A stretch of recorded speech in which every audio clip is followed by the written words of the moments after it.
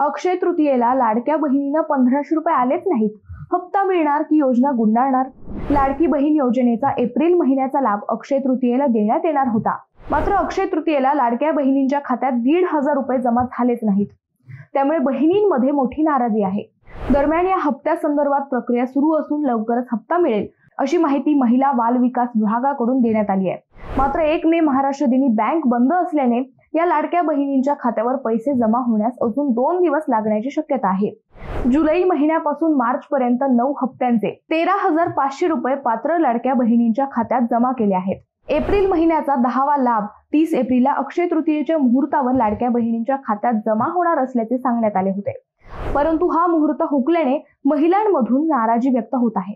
लाडकी बहीणसाठी 9व्या हप्त्यापर्यंत 33,232 कोटी रुपये खर्च झालाय. आता यापुढे शासन ही योजना कशा पद्धतीने पुढे चालवणार याबाबत देखील उत्सुकता आहे. मंडळी, तुम्हाला काय वाटते? ही योजना सुरू राहील की मध्येच गुंडाळली जाईल? कमेंटमध्ये नक्की सांगा.